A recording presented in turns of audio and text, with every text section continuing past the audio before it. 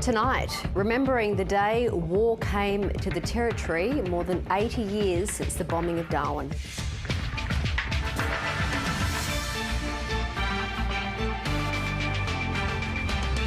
Charged an Alice Springs politician to front court over a car crash involving 2 health workers in Central Australia.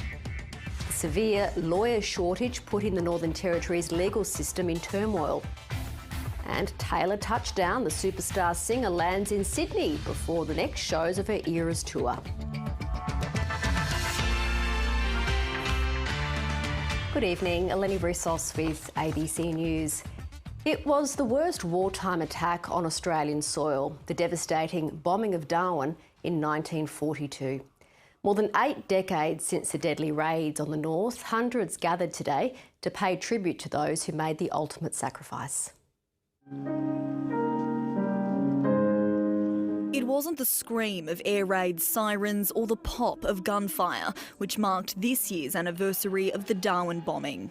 The annual live reenactment replaced with a far softer sound. Ain't nobody gonna steal this heart away. For the first time, the commemoration was held at the Darwin Convention Centre, unpredictable weather forcing proceedings indoors. But a change of venue didn't stop a crowd of almost 1,800 people gathering to mark the occasion. Yeah, it's quite good. It's nice being able to sit down and that sort of thing, particularly for the older generations and that, rather than standing out in the heat. But it was a very moving service. 250 lives were lost and hundreds more were injured when Japanese bombs decimated the top-end city on February 19, 1942. Among them, the grandfather of Darwin resident Rob Cornelius. The place was bombed, shredded. He was on duty and luckily not in the bomb shelter, which had a direct hit, and 11 people were killed. 82 years on, news stories continue to emerge. Patrick Corr is the son of a survivor. His father, Richard Corr, was just 19 when he was forced to shelter below the cliffs where Parliament House now stands. Had to help excavate a body of someone who was killed.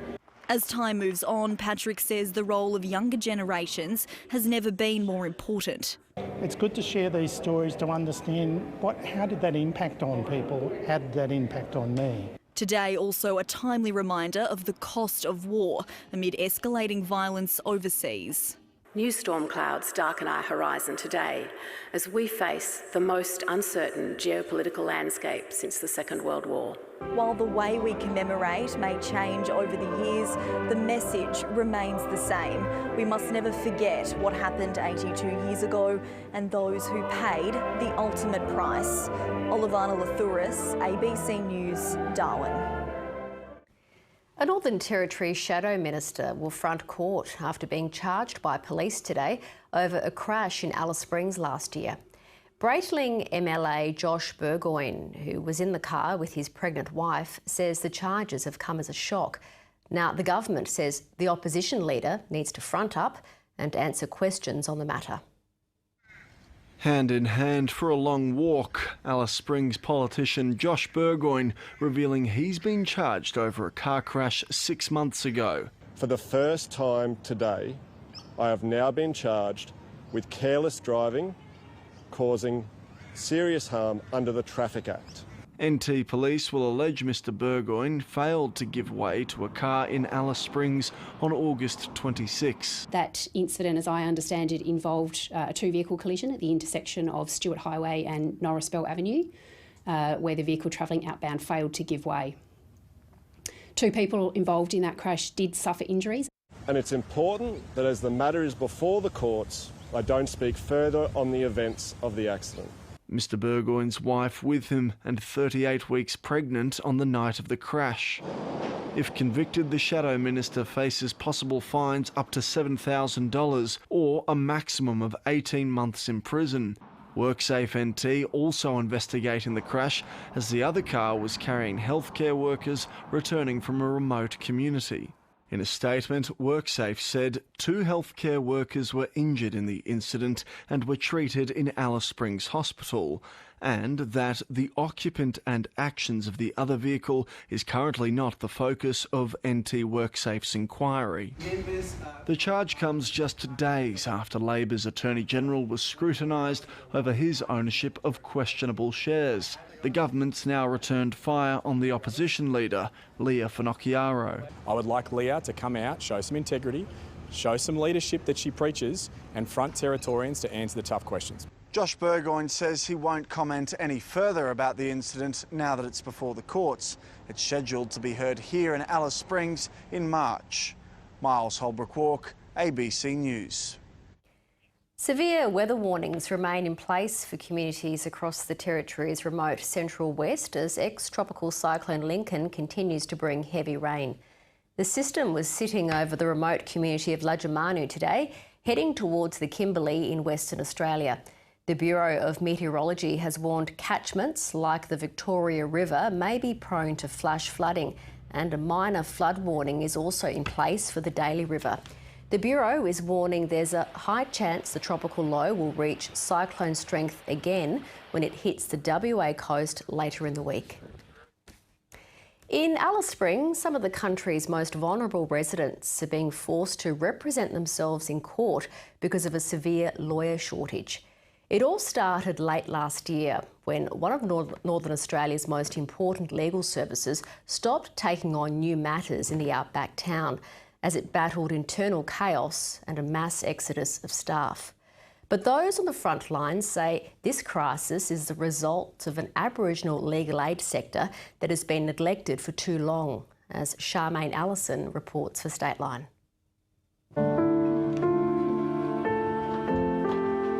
At home in Alice Springs, Verna Curtis's mind is constantly on her son. I think he's getting depressed, the way he's talking.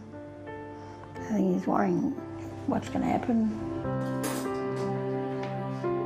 Verna and her husband Frank say it's been 2 months since the 31-year-old was locked up.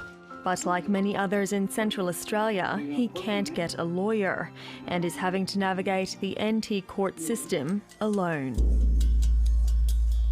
It is utterly a national disgrace that we're in a situation in 2024 in Australia that we have Aboriginal people who are the most vulnerable, disadvantaged people in the country, some of whom don't speak English, who are going to court without legal representation. Late last year, one of the nation's largest Indigenous legal aid services, the North Australian Aboriginal Justice Agency, or NAJA, stopped taking on new matters in the outback town. At the time, NAJA had just 3 criminal lawyers left in its regional office out of 17, and those who remained were hanging on by a thread. It was horrific. It was, just crushing workloads all day, every day, trying their best for their clients in impossible circumstances. But trouble had long been brewing at NAJA. Last October, its former chief executive Priscilla Atkins brought an unfair dismissal case against the agency, airing allegations of corruption and bullying in the federal court. Meanwhile, the NAJA board claimed it had sacked Ms. Atkins over allegations of forgery, which she has denied, with the court case continuing this year. Since Ms. Atkins' departure, the agency has had 3 different acting CEOs and suffered a mass exodus of lawyers. No one's given NAJA the opportunity, no one's come forward to assist NAJA, and I find that very just disappointing, really. Those on the front line say this crisis goes beyond NAJA and has been looming for a long time, the consequence of low pay and even lower morale in the Aboriginal legal aid sector, amid rising crime and prison numbers. All you then need is a little bit of internal instability, and you get this self-reinforcing cycle which can bring an organisation to its knees. NAJA is currently contracted to receive more than $80 million over 5 years from the federal government. But due to its current chaos, the Commonwealth has amended NAJA's funding arrangements to allow the NT government to redirect funds from the agency to other organisations. NT Police last year investigated allegations that NAJA's chair and chief financial officer had misused funds. But in a statement, Naja said police had made no adverse findings, adding it was disappointed to see ongoing attacks being made on the organisation, which are simply not true. Its principal legal officer says nothing will change until the system is properly funded. Unless the funding of Aboriginal legal services continues to increase to meet that increasing demand, we're going to be in the same situation down the track. Both the federal and NT Attorneys General declined to be interviewed for this story. Naja says it's aiming to resume youth services by March, followed closely by adult matters, starting with clients who are in custody. For those whose loved ones are caught up in this crisis, change can't come soon enough. Charmaine Allison, ABC News, Alice Springs. The Prime Minister has rubbished opposition allegations the government has changed its border policy.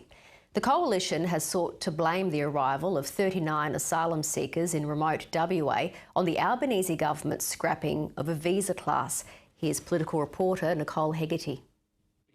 A battle over borders. Well, the reason the boat got there is because the government has suspended or cancelled surveillance flights. By definition, Peter Dutton's arguments are absurd. Reignited by the arrival of 39 men on the shores of remote Western Australia on Friday via boat from Indonesia, now in immigration detention on Nauru as political parties trade barbs.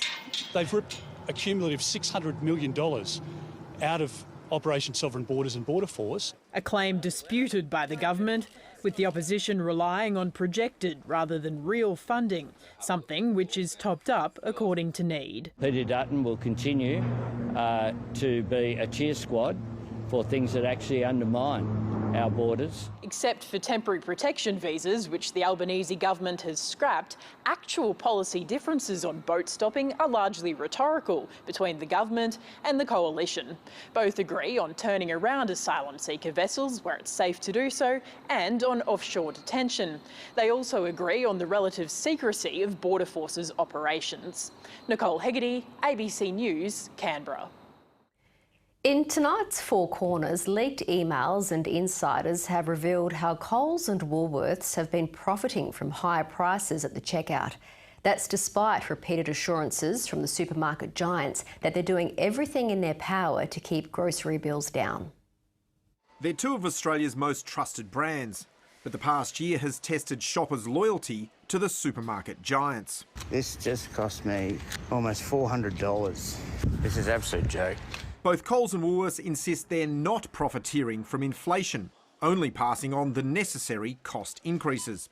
But industry insiders have a different view.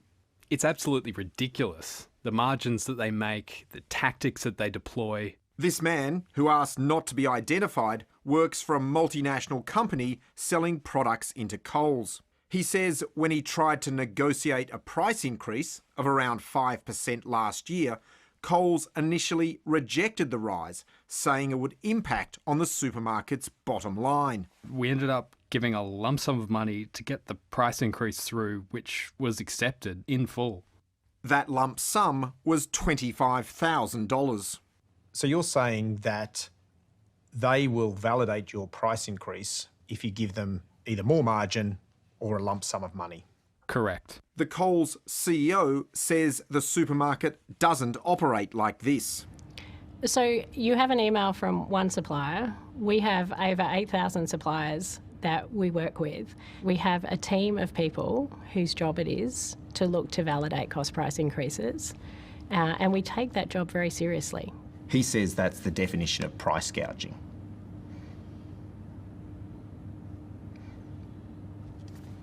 Is that the case? We don't engage in practices like that. Another insider says Woolworths also tried to get a greater slice of any negotiated increases. It asked for a percentage of the price rise to be paid back as a rebate. Woolworths denies this. When a supplier asks for a price increase, we would like to engage to make sure it's based on true cost increases. And so, we're very keen to make sure we don't pass on anything more to our customers than is required. And very keen to win back their customers' trust. Angus Grigg, ABC News. Dozens of people have been killed in a tribal fighting massacre in Papua New Guinea, renewing calls for Australian intervention in the country's security. It's believed to be the largest massacre of its kind in recent history. A warning, this report from PNG correspondent Tim Swanston contains confronting images and details. Tribal violence in PNG escalates to devastating and despairing new heights. Hundreds look on as police and defence recover bodies strewn across the highway and the hillside.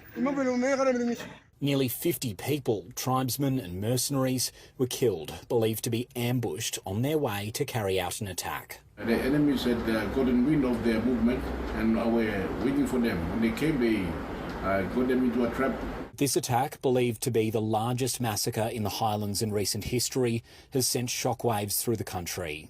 I'm deeply moved by this. I'm very, very concerned. I'm very, very angry. Larger numbers of both police and defence have been stationed in Enga since tribal fighting last year killed dozens. It's a traditional practice, sometimes fought over political lines, but it's been made all the more deadly in recent years through greater access to firearms. This type of carnage is only made possible through the use of many small arms. PNG's Police Commissioner has described the attack as domestic terrorism. Engan Governor Sir Peter Ipatas has renewed his calls for Australian intervention, including boots on the ground. Although unconstitutional, he and many others say it's in the national interest. We remain available to provide whatever support we can in a practical way, of course, to help our friends in PNG.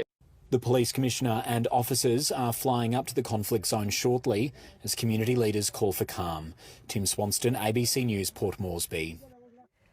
Coming up on 7:30 with Sarah Ferguson, fans turn out in their tens of thousands as Taylor Swift continues her Australian tour.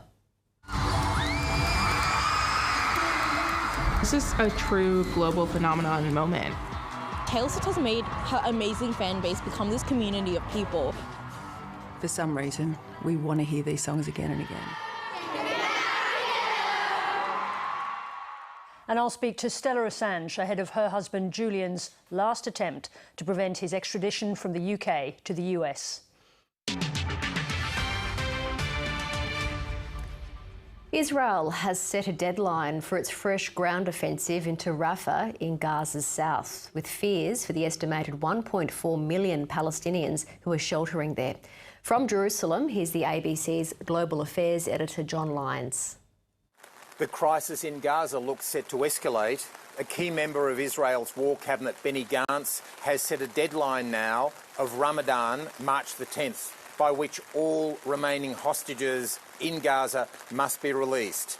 Now there's about 1.4 million people who are crowding into Rafah, which is up in the south of Gaza, up against the border with Egypt. They've moved there because of the fighting in the north and the centre, and Israel had urged them to move away from the fighting.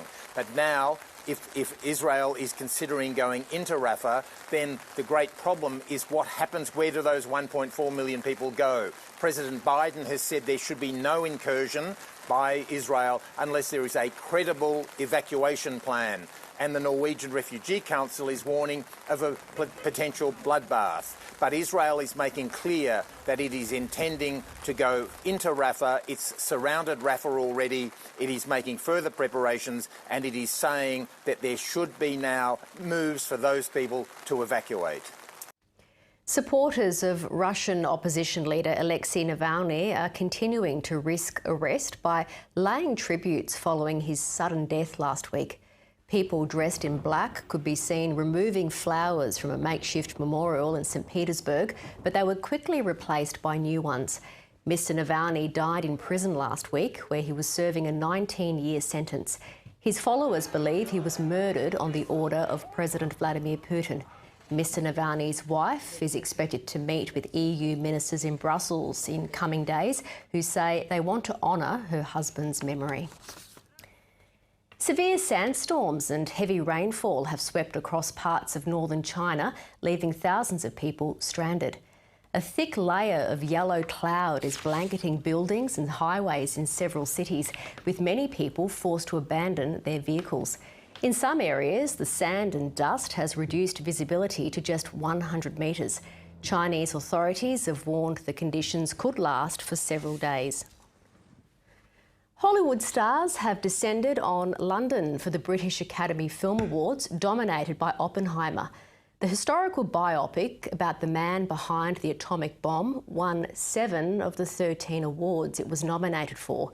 Barbie, the biggest blockbuster of the year, and all Australian nominees went home empty-handed. I don't know if we can be trusted. And the BAFTA goes to Oppenheimer.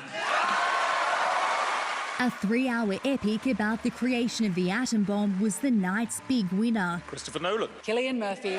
Oppenheimer won 7 BAFTAs, including Best Picture, Director and Leading Actor for Cillian Murphy. Let's make sure we're not the ones to make that possible.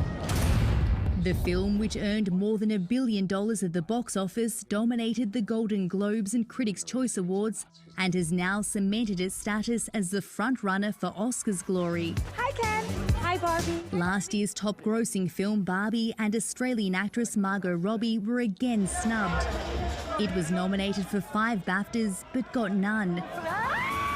Robbie, who channeled the doll on the red carpet, lost out to Emma Stone, who won Leading Actress for Poor Things. Good evening. Her brain and her body are not quite synchronized. The Frankenstein-esque fantasy took 5 prizes. I just thought that maybe I could help. Australian Jacob Elordi from the psychological thriller Saltburn also missed out. We still have enough votes. With Robert Downey Jr. taking out Best Supporting Actor. Maybe we've done all that we He can. also missed out on the Rising Star Award along with Australian actress Sophie Wilde. Talk to me. It is no exaggeration to say this room has in it the greatest actors in the world. The BAFTAs really are Britain's night of night when it comes to the world of cinema, and the awards handed out here are often seen as a good indication of what can be expected at the Oscars next month. Movie fans around the world will have been watching to see how their favourites fared. Guest of honour was Prince William in his role as president of the BAFTAs. He arrived without his wife Catherine, who's recovering from surgery. There were musical performances and a dog named Bark Ruffalo. This is fine, this is fine. With the glamour and the gongs of Britain's biggest night for films over, contenders are waiting to see if the Oscars will be a repeat performance. Michelle Rimmer, ABC News, London. To finance now, and Westpac shares went up today, even though the bank's profit fell, while the market as a whole was flat. Here's Alan Kohler. Westpac's half-yearly profit fell 6% to $1.6 billion. But investors were obviously expecting worse, so the share price went up. They drank in A2 Milk's 15% lift in profit, didn't want to hear about Cochlear's 35% profit increase, and weren't really loving BlueScope's plan to take Colorbond Roofing to the United States. All up, the market finished 0.1% higher, after falls in New York, Tokyo and Hong Kong. Now, there's a lot of nervousness at the moment that the US tech sector, embodied in the Nasdaq index, is in a bubble and might be about to crash. And as Crocodile Dundee might say of the Nasdaq in 1999-2000, that's not a bubble, this is a bubble. Or is it? The difference is that the big tech firms, known collectively now as the Magnificent Seven, that is Facebook, Google, Amazon, Apple, Microsoft, Nvidia and Tesla, are actually making tons of money, unlike the ones that went nuts in the late 90s. In fact, they're basically responsible for all the profit growth in the world. Is it enough to justify these share prices? Well, not yet. It depends on how profitable artificial intelligence turns out to be. Commodity prices all rose over the weekend, and the Australian dollar stayed where it was, around 65.5 US cents. And that's finance. Australia has won 2 gold medals on the final night of competition at the World Aquatics Championships in Doha. 20-year-old Isaac Cooper was disorientated by the curved roof and used the lane rope as a guide on his way to victory in the 50 metres backstroke. In the last event of the championships, the team of Iona Anderson, Abby Harkin, Brianna Throssell and Shayna Jack was victorious in the 4x100 medley relay. The Australian swim team finished the meet with 3 golds, 9 silver and 4 bronze to be third on the medal tally behind the US and China. Oh, we definitely are in a great position. For us coming here, a lot of us want to just get some experience and race as much as we can for our country, and that's exactly what we did. Australian Open champion Yannick Sinner has continued his winning form with the victory over Alex de Minaur in the final of the Rotterdam Open. Sinner was victorious 7-5, 6-4 and is yet to lose to the Australian in their 7 meetings. After winning 15 tour matches in a row, the Italian will rise to number 3 in the world. De Minaur will achieve a career high ranking of 9 and was encouraged by his performance. I played right now the best player in the world, right? On form and everything, and I was very close. Chances here, chances there. The world's biggest pop star, Taylor Swift, has finally made it to Sydney for the last leg of her Australian tour. If her warm-up shows in Melbourne are anything to go by, Sydney fans better get ready for it. After taking Melbourne by storm, Taylor Swift flew her private jet into an intense summer storm in Sydney. 8-year-old Swiftie Viv Garrett braved the rain to get a glimpse of her hero. I still really want to see her because my mum tried to get tickets and she had 5 devices but she couldn't. She's among millions of Australians who missed out. I would be happy to go, but I didn't get a ticket, like most people. She kind of transcends age and to an extent gender, but at the concert on Friday, there were little tiny kids through to grandparents. Taylor Swift arrived at her hotel in Barangaroo this afternoon without too much fanfare. I love her. She's so kind with the fans and she's always so grateful to have the fans. Swift's boyfriend, NFL player Travis Kelce, has teased fans, suggesting he may be joining her. About to go venture myself over to an island here soon. Which way are you going? Where are you going? I don't know. I think the best ones are south right now, though, so I'm going to go south. Yeah. Swift is performing 4 concerts in Sydney. Fans will be taken on a 3-hour-long journey spanning her 18-year career and 10 studio albums. The star says she typically has a dead day to recover between legs of a tour. And what better weather to do nothing in than this? It's not clear how she'll spend the next 3 days before her first show in Sydney on Friday. They're wasting no time preparing for the 80,000 fans heading to Homebush on the first night. Xanthi Gregory, ABC News, Sydney. Time for the weather now, and we have this stunning rainbow pic to kick us off tonight, taken by Damon Wagland. Heavy rain eased over the Territory today, with the heaviest falls in the Daly district. Muggy overnight in Darwin with a low of 28 degrees, 33 the top today. Warmer inland, reaching 35 in Jabiru and Berry Springs. Across the Territory, overnight rain brought the mercury down to just 25 degrees in Tennant Creek. It stayed very hot in Central Australia, hitting 38 in Alice Springs and 40 in Yalara. The risk of flooding is high across the Territory, with over 200 millimetres of rain falling at Tennant Creek alone over the past few days. Currently, we have a minor flood warning for the Daly River and a flood watch is out for coastal and inland rivers. On the satellite, there's a lot of cloud over the Territory associated with ex-tropical cyclone Lincoln. Severe storms have also developed across eastern New South Wales and southeastern Queensland. A weak trough is building over central Australia, so there's a chance of rain and storms in the Territory's far south tomorrow to help break up the heat. Interstate tomorrow, rain and storms across the eastern seaboard, 28 degrees for Melbourne, very hot in Perth, 39. Back home, a severe thunderstorm warning is current tonight for parts of the Barkly, Gregory and Tanami districts, with heavy rainfall and slow-moving storms expected. Further north, rain is beginning to ease in the northeast, but isolated heavy falls are still possible, 32 degrees for Katherine. And in the west, a wet day for Darwin tomorrow with falls of up to 15 millimetres expected, most likely from the late morning, 32 degrees the top for the city. Out on the water, winds are easing to 15 knots. There'll be a 5-metre high tide around 3 p.m. The sun will rise tomorrow at 6:46 and will go down around 7:15. And looking ahead for Darwin, high chance of showers all week and there could be storms as well. In Alice Springs, hot all week, chance of an afternoon storm tomorrow, becoming cooler on Saturday when the next southerly change arrives. And stay with us now. Sarah Ferguson is up next with 7:30. Thank you for your company. Good night.